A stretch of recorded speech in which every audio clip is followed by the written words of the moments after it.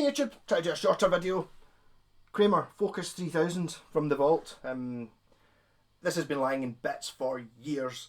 I did some serious mods to this when I got it. I got it for peanuts, so I was a little bit brutal.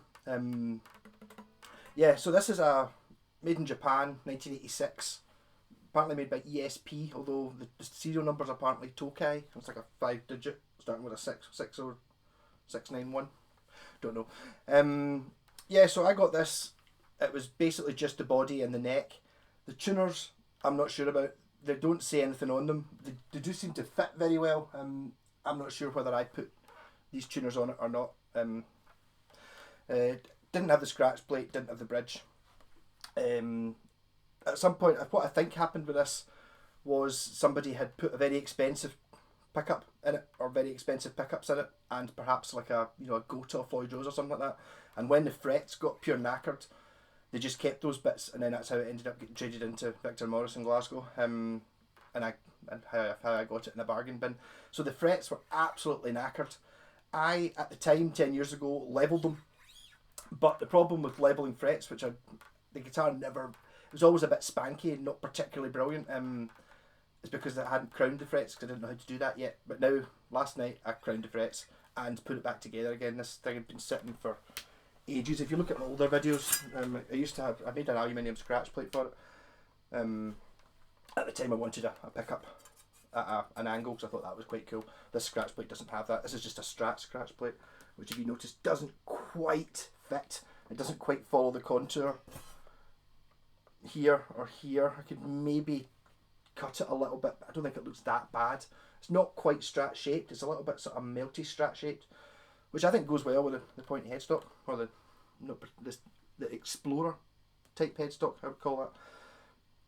Yes, so I put a metal plate in here, which is an old lintel, blocked off the stuff on the back with wood, and put a Tunematic. This is a piezo Tunematic, which is explaining why it's got an XLR output and another volume control stuck on here. At the time, these were like 30 quid, and I really fancied the idea of having like acoustic sounds in a guitar. I should really probably have put this into like an SG or a Les Paul or something that already had a Tunematic, but I didn't. Instead, I cut a bit of lintel and stuck it in. Did it all with a chisel. I have tidied it up. It looks better now than it did then. There was actually quite a lot of work putting this back together, and that's basically why it's been sitting in my parts box in bits for years. I was going to say decades there, but maybe not quite as long as that. So now I put HH on it. This should be an HSS guitar, but HH scratch plate. These pickups I got off my pal Wayne. Apparently they were meant to be from a Yamaha Session series guitar, which I do actually have one, but the pickups don't look anything like the same. I looked in the back of it last night trying to find out what the colours of the wires were, because the colours are crazy. They're it's got yellow and blue and white and red and an earth, so it was like obviously I could find out within reason, so I basically I wired it up and it works. So I've got 3-way blade switch, then a new scratch plate, new 3-way blade switch, volume pot, like all new electrics, master volume, a tone for each pickup, and these are both push-pull. So this is the tone for the neck pickup, and it's a coil split, and this is a tone for the bridge pickup, and a coil split. So we're talking neck. I'm just playing through my wee Laney in clean.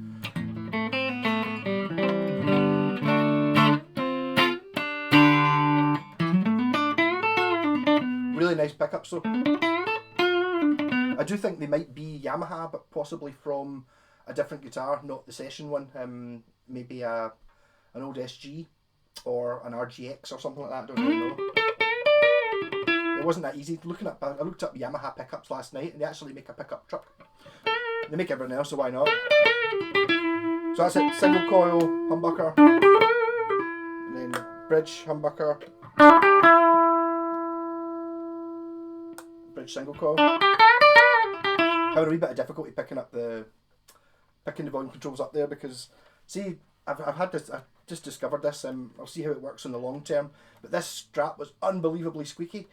So I used WD-40, just put a bit of WD-40 on the strap, and it seems to have made it not unbelievably squeaky anymore. And as a side product, I've also got it on my fingers a bit, so it makes it a bit difficult to grip. Still creaking a bit, but it was really, really loud. So there's a possible cheap fix for someone who's got like an annoyingly squeaky strap. Bit of WD-40 on the, just took it off WD-40, the actual leather bit, and then put it back on again. Brilliant.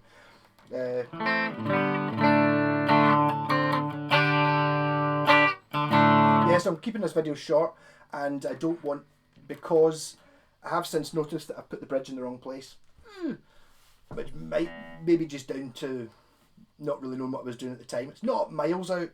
The E string is fine, but this post needs to come back a little bit, which isn't actually that difficult to do. It's more of a hassle. I'll do it tonight, and I'll do a jam video of this guitar tomorrow. So I just need to move this back, 5mm, and then everything will be sorted. It's not miles out. It's just that wee bit infuriating. I kind of wanted to make sure the guitar was going to work before I did any more than that anyway. So that's the electric guitar side. So if we're talking about the piezo bridge, you notice here I put an XLR on it. I did that at the time because John Entwistle's bass has an XLR on it. I thought it looked cool, whether it was actually going to be any use or not. So I was going to put like a normal jack socket on it, but I found this thing in my parts box just last night, which is like it's like a socket thing. You stick an XLR in.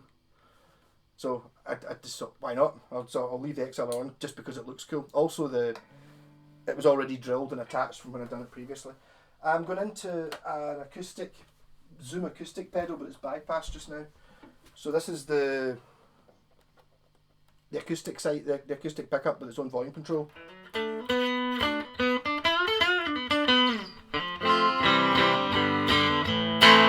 Into a bass amp. I did press the bright button on the bass amp to make it sound a little bit better, but it's not ideal. Ideally, stuck into an acoustic amp or a PA, it'll sound an awful lot more acoustic than it does just now.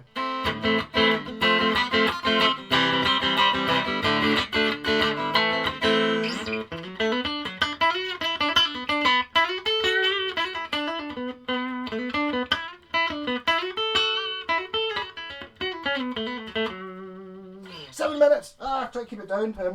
So I'm going to I noticed in the acoustic, it sounds an awful lot more like an acoustic once you've recorded it. So if I just stick it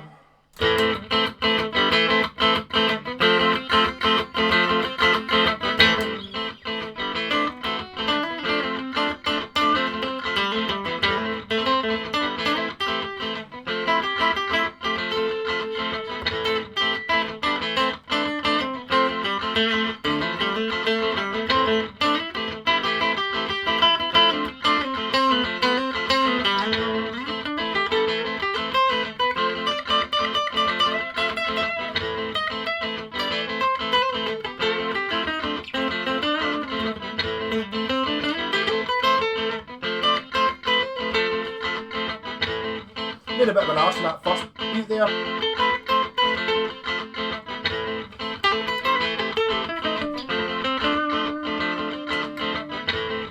But obviously I can now switch without that different volume control onto the electrics.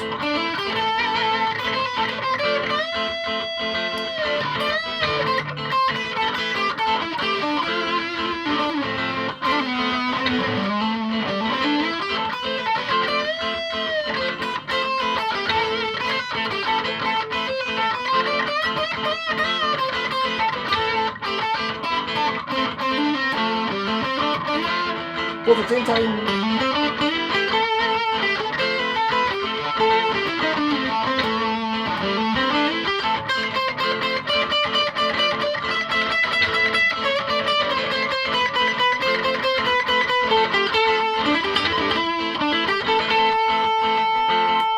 That was really annoying, that ka-chunk I put in at the start of in the loop track there.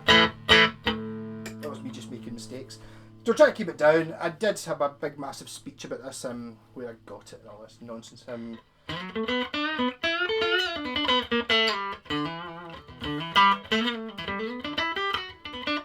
I'm actually quite pleased at what I don't think I completely destroyed it.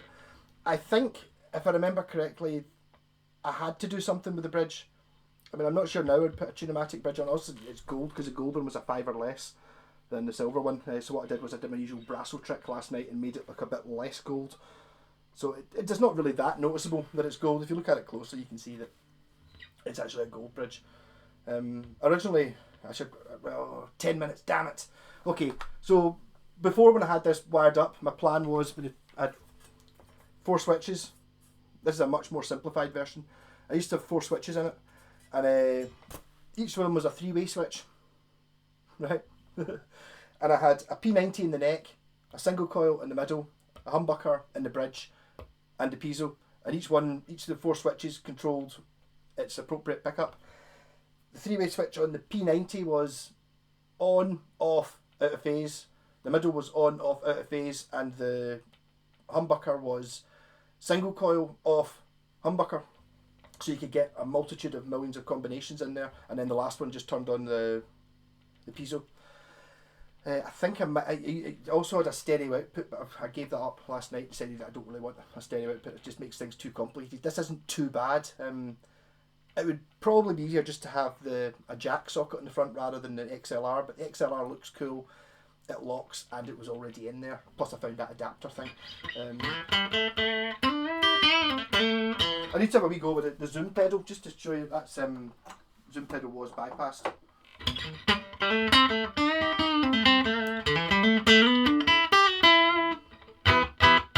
Which is quite acousticy.